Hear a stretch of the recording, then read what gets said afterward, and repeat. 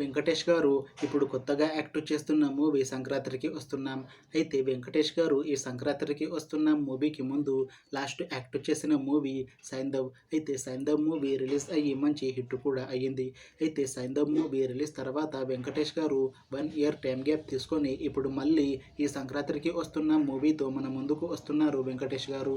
చూడాలి వెంకటేష్ గారికి ఈ సంక్రాంతికి వస్తున్న మూవీతో కూడా ఇంకొక మంచి హిట్ తనకి వస్తుందా లేదా అనేది మనం ఈ సంక్రాంతికి వస్తున్న మూవీ రిలీజ్ అయ్యాక చూడాలి.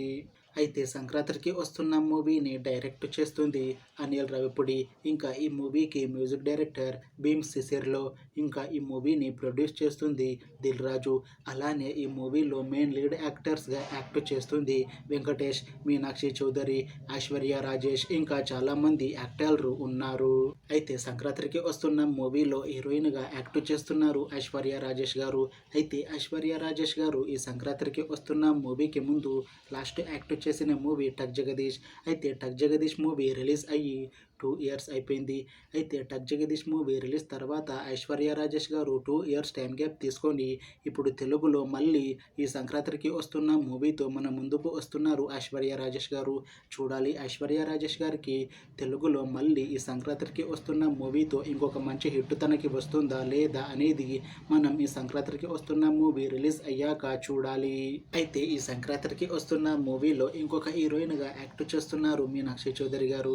అయితే మీనాక్షి చౌదరి గారు ఈ సంక్రాంతికి వస్తున్న మూవీకి ముందు లాస్ట్ యాక్ట్ చేసిన మూవీ మెకానిక్ రికీ. అయితే ఈ మెకానిక్ రికీ మూవీ ఈ మధ్య రిలీజ్ అయ్యింది. అయితే మెకానిక్ రికీ మూవీ రిలీజ్ తర్వాత మీనాక్షి చౌదరి గారు కాస్త టైం గ్యాప్ తీసుకొని ఇప్పుడు మళ్ళీ ఈ సంక్రాంతికి వస్తున్న మూవీతో మన ముందుకు వస్తున్నారు మీనాక్షి చౌదరి గారు. చూడాలి మీనాక్షి చౌదరి గారికి ఈ సంక్రాంతికి వస్తున్న మూవీతో ఇంకొక మంచి హిట్ తనకి వస్తుందా లేదా అనేది మనం ఈ సంక్రాంతికి వస్తున్న మూవీ రిలీజ్ అయ్యాక చూడాలి.